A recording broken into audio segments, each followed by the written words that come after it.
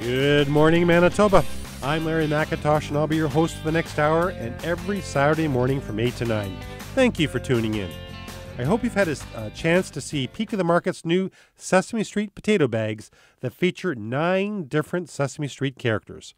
Along with the characters, you'll still see the Peak of the Market logo, so you are guaranteed it is growing right here in Manitoba. We're very pleased to partner with Sesame Street on the Eat Brighter program, and the Eat Brighter program is all about encouraging children and adults to eat more fruits and vegetables. My guest this morning is Barry Rempel, President and CEO of the Winnipeg Airport Authority. Good morning, Barry. Good morning, Larry. How are you doing? Great to be here. I am doing awesome. It's a great day. It's a great day. Yeah. I don't know if you saw our ads advertising you're going to be in the on the show. We put Barry Rempel. Things are flying at the airport. We thought that was kind of cute. That would have been cute. Sorry, I missed it. I did see an old picture of someone I know with a carrot, but oh, really? Yeah. Nobody. We can really. That's like a long time ago. Long I probably time had ago, hair back then. Yeah. Well, I did too, actually. So what's happening at the Winnipeg Airport? You know what? We're having a great year, which is always a good place to start when you're running an airport. From a passenger point of view? From a passenger perspective, in 2014, we blew the records out again, and it was a record year for us. We had almost 3.7 million passengers come through the terminal, and this year started off extremely well.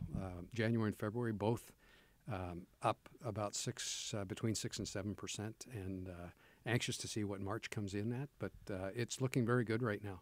We've just had some incredible programs this year, particularly for the summer, for the sun destinations. There's quite a few flights to sunny destinations. Lots. We had actually 18 sun destinations on the books for this year.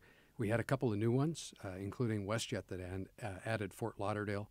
Sunwing added Ixtapas-Zihuatanejo. And both of those markets have done just really well. Even though we didn't have the record winter of the year before, people were still anxious to get out, get a little bit of sun, and enjoy themselves, and come back and make Manitoba successful. And if you're fortunate enough to be able to do that, it is nice, right? It's a nice break, even a better winter, like not as bad as last year, as you're saying, but it's still nice to be able to get a break if you can. Oh, absolutely. It's and you know what? The carriers have done tremendous things over the last couple of years. Sunwing and WestJet, who have added the two most recent routes, have done a great job of making sure that the pricing on that really is pretty affordable for almost everybody. Now, obviously, you're our airport, right? I mean, it's our community. It's important to the community. We're going to talk about that as the show goes on. But there are other airports that some people are driving south to get to, and that's a reality. They're there. But I find that hard to. In the winter, my personal winter's over, thank you. But I would be worried about a snowstorm, and so I would go the night before. So suddenly I'm staying an extra night in a hotel, and it's something about taking off right in your own community. Absolutely, and one of the things that's really. I'll start by saying I don't blame people for wanting to get the best value for money ever. And one of the things that's been a positive for our airport this year has actually been the change in the exchange rate as well. So on top of WestJet adding nonstop flights to Las Vegas a number of times per week, that has really, really pumped up the competitiveness of the offering out of Winnipeg.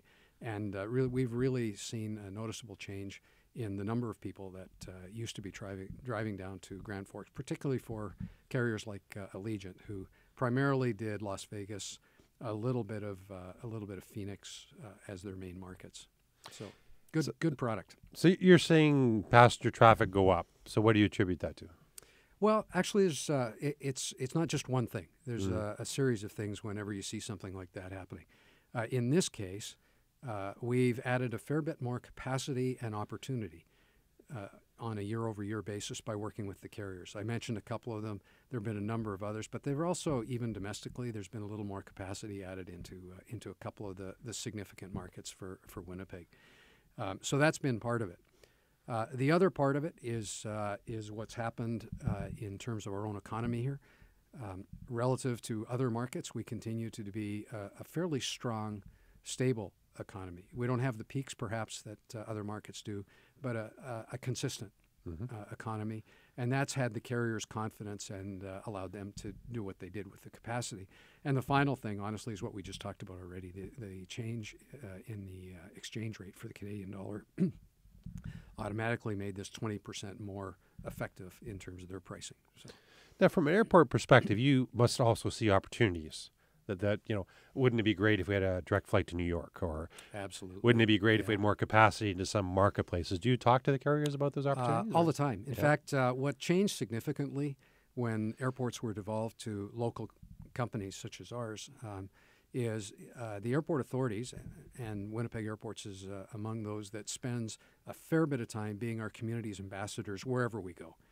And we do talk a lot with the carriers. We know exactly what markets are underserved.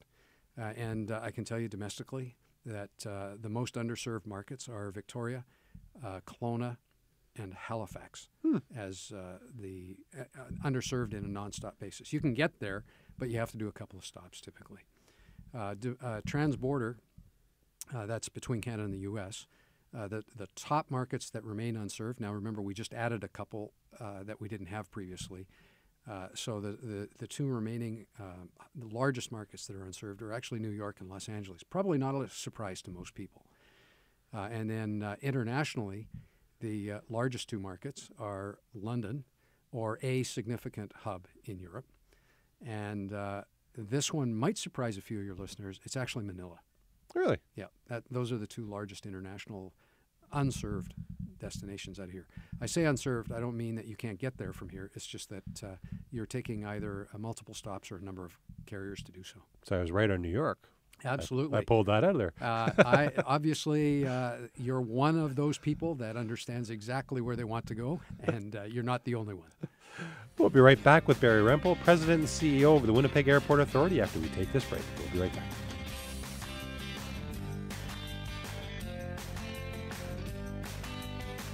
Welcome back. I'm Larry McIntosh. We're back with Barry Rempel, President and CEO of the Winnipeg Airports Authority. So you were saying off air that you've got some new things happening inside the airport as far as restaurants. Yes, absolutely true. In fact, we've done a number of surveys and talked to customers about what is it you really want. Obviously, as the airport guy, we're always measuring to see could we be more effective and could we be providing better product. And what they came back to us was that they really wanted to see a better selection of fresh, healthy kinds of products. So we'll be looking at a number of options, and the customers will start seeing them. One that they will have already seen is the hoarding is down from around Green Carrot, second destination for Abi Khan's famous juicing restaurant. Yeah, Osborne Village being the other one. Yeah, that's right, and just great response, and they offer a lot of different things you wouldn't normally see in an airport, particularly on the healthy food side. So that's coming along. We're very close now to opening a Premium Plaza lounge, which is a pay entry lounge. Most airport lounges where you want to go get some quiet time or whatever, you have to have a gold card or President's Elite or something from a particular carrier. This will be a common use, so anybody can buy their way in. He has some packages for certain credit cards as well that will allow people in. So that's coming along, and then we're working with SSP, which is the main food provider in the airport terminal, and completely redoing all of our food selections in there. Everything from what we call Queen's Court, that center area, which will have a piano lounge so people can sit quietly and wait for their flights, all the way through to a couple of the other, one that snuck out in the media already that we hadn't quite announced, but was Freshie, right, which is another domestic. It's a fellow from here in Winnipeg that started that particular franchise. So some really exciting things coming along. And we hope, obviously, that the reaction is positive and people really enjoy some of the things that we have in the airport, including some of the things that are staying, particularly places like Stella's, which has been just a tremendous hit. Right. Well, you were kind enough to bring us a gift package from Green Carrot that's opened last Friday, so a week ago Friday, I guess now. Yeah. So tell us a little bit about the gift pack that our listeners can win. Well, we've been working very closely with Green Carrot, and when I talked to them and they heard I was coming on your show, they said, well, Larry needs a $100 gift certificate and a toque and a cap and that kind of stuff. So that's what's in the package. Fantastic. So if you want to enter to win the $100 gift certificate for Green Carrot, Aubicons Place, along with a toque and a hat, a nice bag as well, all you have to do is send your name to win the $100 gift certificate package. Email me at LarryMcIntosh@peakmarket.com by noon today, and in the subject line put Green Carrot. So again, if you want to enter your name into the draw, please email me at Larry McIntosh, McIntosh is MC, at Peak Market, and it's Peak Market, not Peak of the Market, peakmarket.com by noon today, and in the subject line put Green Carrot, and we'll do a draw later this weekend. We'll let you know if you won or not. So that's great. Thank you for bringing that. And thank you. I'll be really anxious to hear how the winner is enjoying the product that they're offering. It's a great place. And how long's the new airport been open now? I've lost track of time. Oh, man. We actually opened about 3 years ago. 3 years ago. Yeah, time has just gone. And that's honestly why we're at the stage of doing some refresh in the building. It's time. We're also going to be doing some interesting changes in things like the security process, trying to streamline that a little bit. Although CATSA is the agency responsible for that, we think we can clean up the way the lines are, a few of those kinds of things, just to help make that experience a little better as well. And you have to be, I know I'm very proud of our airport, and when we have visitors come in, whether it's customers or family or friends, they all go, wow, and they come into the airport, the windows. It's just a beautiful place, not that far from the parkade. If you've been to Toronto Airport, it's quite a walk, or a lot of the airports, right? Absolutely. One of my favorite experiences, and I never get tired of it, every once in a while, I'll go just sit kind of, inconspicuously as I can in the terminal somewhere and listen to people's reactions as they're coming off airplanes. It's not as much as it was when we first opened, but my favorite reaction was a fellow coming off the aircraft. He got into the terminal building. He stopped dead in his tracks, started looking around, just looking everywhere, and said, "Is this Winnipeg?" Yes, it is. This is the new face of Winnipeg. This is what our community is much more about. And we've talked about it before, I'm sure at a dinner we've been at or something, but to me, a first impression and a last impression of a community. First impression, you fly into the airport. Last impression, obviously, you're flying out. But that is so important. You come into an airport that's run down, old, whatever, versus what we have it's totally different.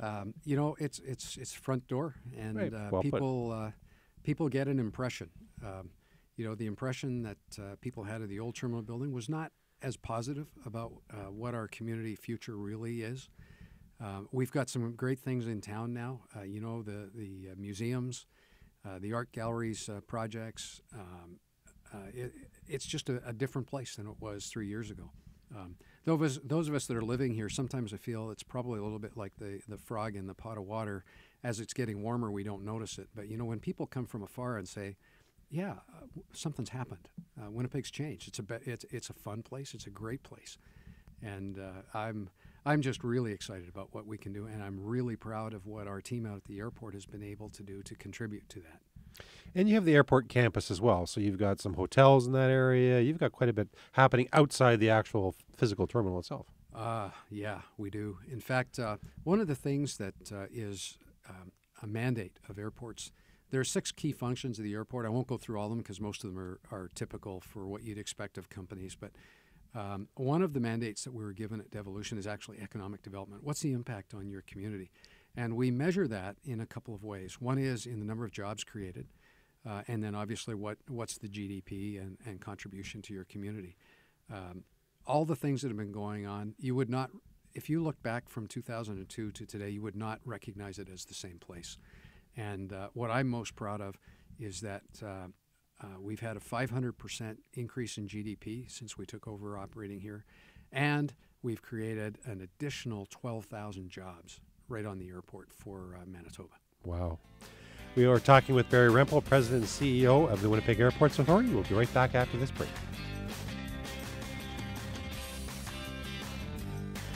Welcome back to Food and Friends. I'm Larry McIntosh, and it's time for a recipe segment called Now We're Cooking. You don't need to write this recipe down, as is today's recipe of the day at peakmarket.com and in the Winnipeg Sun. So you can get all the information at our website or today's Winnipeg Free Press. Today's recipe is walnut cake. That's walnut cake. This recipe sounds very good. However, since I am allergic to nuts, I won't add the walnuts. I guess you could just call it cake for me. Here's what you need: applesauce, eggs beaten, cooked and mashed squash, brown sugar packed, cake flour, baking powder, baking soda, salt, pepper, maple flavoring, and walnuts chopped. And for the best part of all, the icing. Use margarine or butter, powdered icing sugar, maple flavoring, and milk. And this recipe serves 6. And again, if you're interested in seeing the full recipe, check out peakmarket.com or today's Winnipeg Free Press. We'll be right back with Barry Rempel from the Winnipeg Airport Authority after we take this break.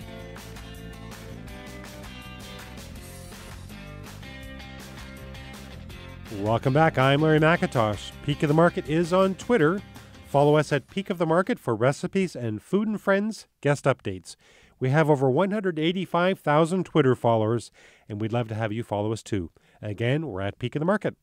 For those of you just tuning in, I want to tell you about a giveaway we did in the first half hour, and you have a chance to.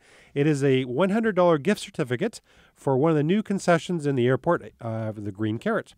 If you're interested in winning this, and it comes along with a cap and a nice bag, please email me by noon today at larrymcintosh@peakmarket.com with Green Carrot in the subject line. So, because I stumbled there, it's a $100 gift certificate for Green Carrot, along with a cap and a bag, and it's at the new airport, just opened a week ago Friday.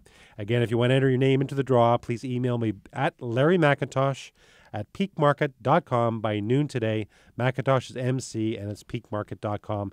And put in the subject line, Green Carrot. Good luck. We're back with Barry Rempel, President and CEO of the Winnipeg Airport Authority. So we're talking last half hour about the campus, the hotels, and the gas station and bus station. There's lots of things happening outside the terminal. But you also have electric buses coming in there, I noticed. Tell us a little bit about that. You know what? That's been one of those neat collaboration things that probably only happens in Winnipeg. Obviously, New Flyer is a large manufacturer here in Manitoba. They're a pretty leading-edge company when it comes to technology for city buses, primarily. And Paul Soubry, the president over there, approached me one day, said, he'd really like to have a way of demonstrating a product that really hadn't been available yet, and that was all-electric bus. We chatted a little bit, and of course, one of the things that we actually hold quite dear is our own responsibility to the environment as well. Just a sidebar here, we're the first airport in Canada to be LEED certified, not just LEED certified, but full silver. We worked a few things back and forth with New Flyer and Paul's team, and lo and behold, we now have the first electric bus in North America. It's an incredible bus. Out at the airport, though, we have the world's first electric bus charging station. Really kind of a neat thing to see. The bus pulls up, comes in underneath this induction charging unit. 15 minutes later, the bus is fully charged and on its way. Tremendous response by some pretty surprised people about the kind of technology that we've got here. And for us, just another one of those sustainable, green, environmental kind of things to do. Is this a Winnipeg Transit bus?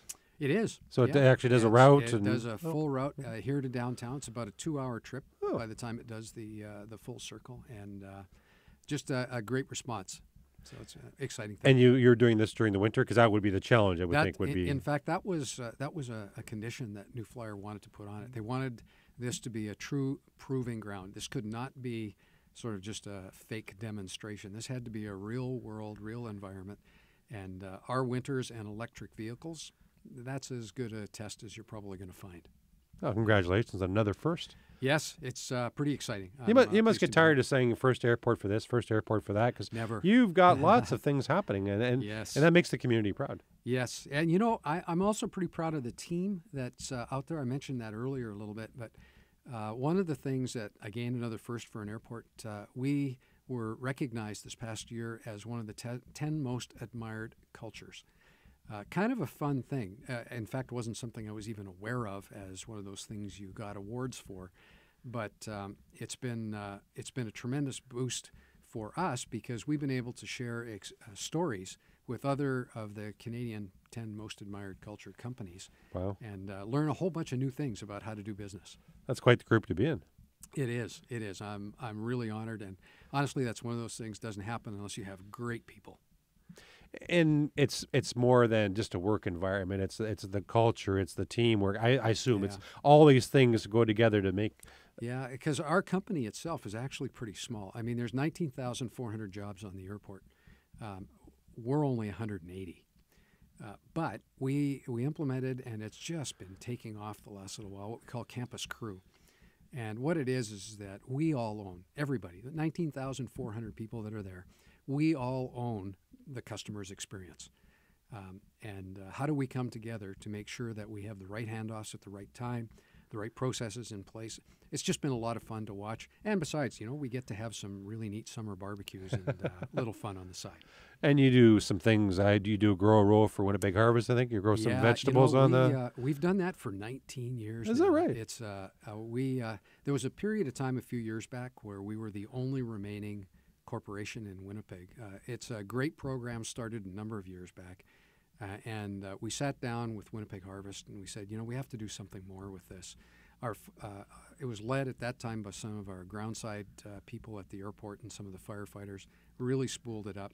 Last year, we challenged a number of other companies to join us in that.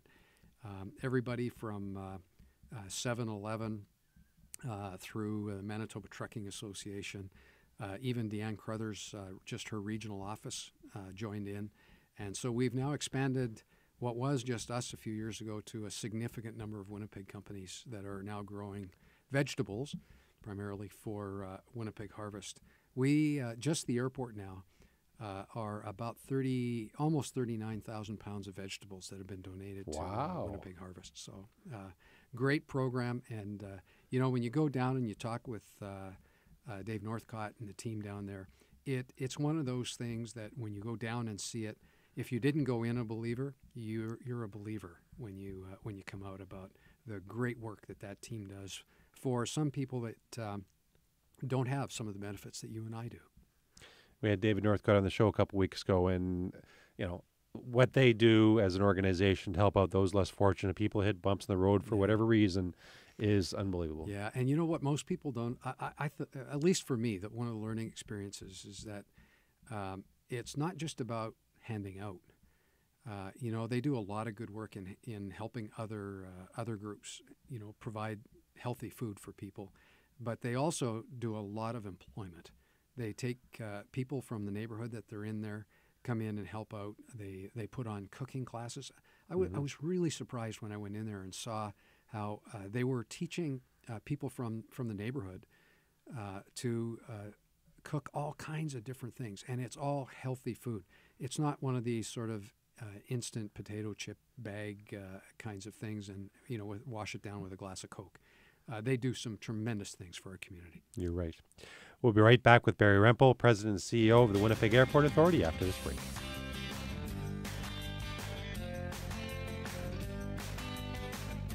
Welcome back. I'm Larry McIntosh. Food and Friends Radio is on TV. Each radio show is filmed and will be posted on Mytoba.ca later today. So if you want to see the TV version of this or previous radio shows, please visit Mytoba.ca. You can also listen to an audio podcast of Food and Friends at SoundCloud.com and at the iTunes Store. So please do a search for Food and Friends with Larry McIntosh at Mytoba.ca or at SoundCloud.com or at the iTunes Store, and all the shows will come up for your listening or viewing pleasure.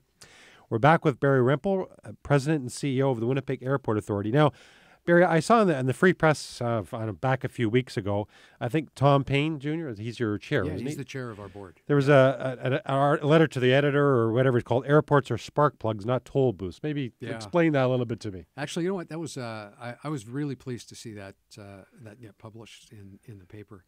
I think a lot of times people would have no reason to understand, but don't understand that airports with devolution are now tax-paying entities, and that we're actually paying money to the federal government for the privilege of operating here.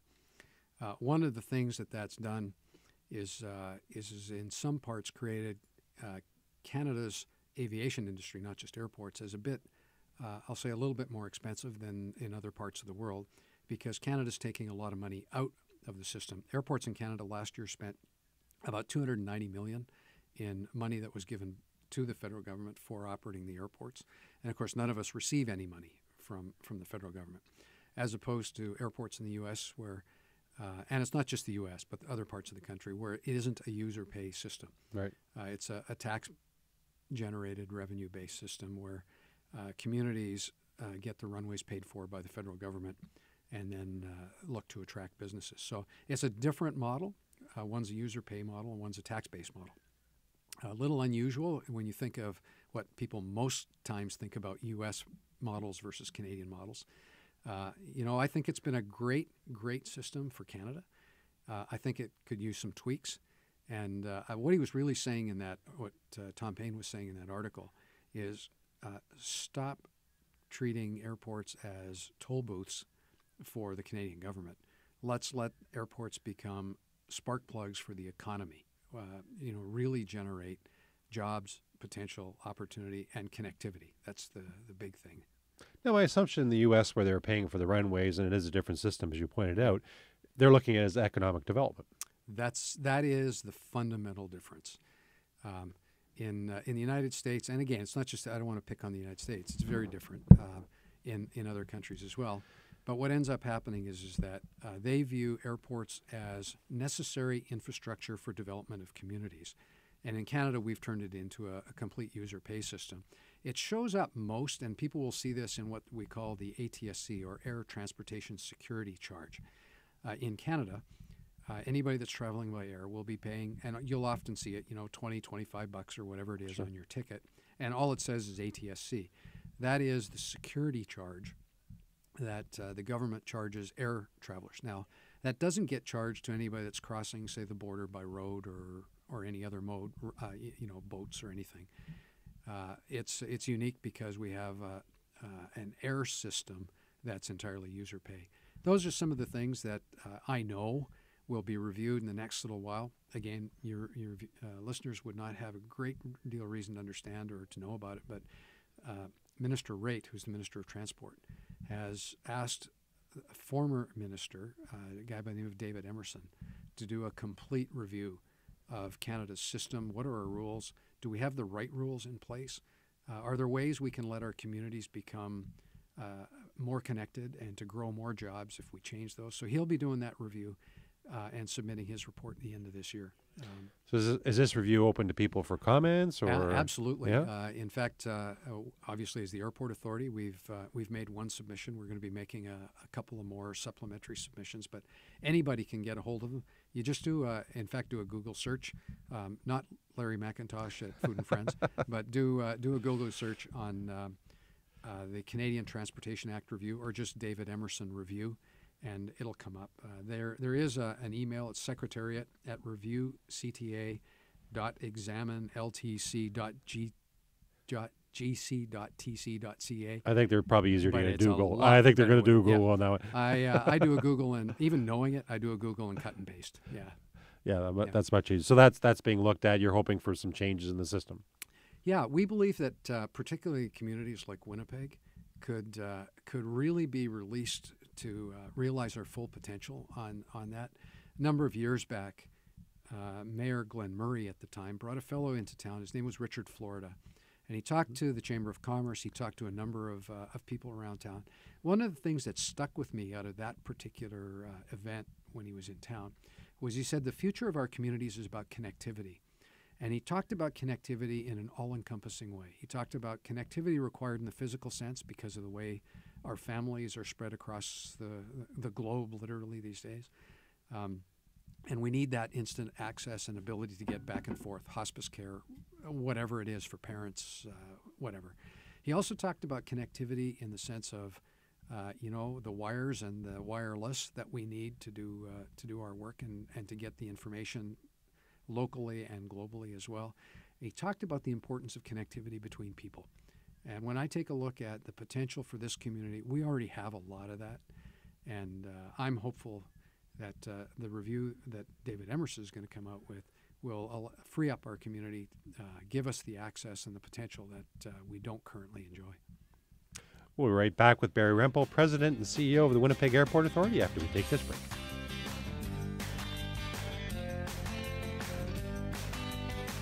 Welcome back to F&F. I just thought I'd try that, Food and Friends, F&F. It's good for a Twitter handle. Anyway, welcome back. Please join me next Saturday, April 25th at 8 a.m. when my guest will be Rebecca Linton, Director of Kids & Company. KidCo provides a nurturing and educational early environment for children to play, discover, and grow. We first learned about this at the Chamber Awards not too long ago. They're up for an award. It's an interesting company. We'll hear more about it next Saturday. My guest today has been Barry Rempel, from the President and CEO of the Winnipeg Airport Authority. It's been interesting to get to know more about the airport in the last hour. Well, thanks, Larry. I really appreciate the opportunity. You know what? I have to say I had a lot of fun with this. I truly enjoyed being here. And, I look forward to seeing you and everybody else going through the airport. Hopefully, we're providing them the experience they want. And it does a great job, but it's also exciting to see the green carrots and fresh. I knew you'd like the green carrot. Well, I like the green carrot. Seeing new things come to the airport is always exciting. Thanks for being on Food and Friends. My pleasure. Thanks, Larry. Thanks to Nicole Bonnycamp, our show's producer, and Riley Rivard, our camera guy. Take care and please don't forget to eat your veggies.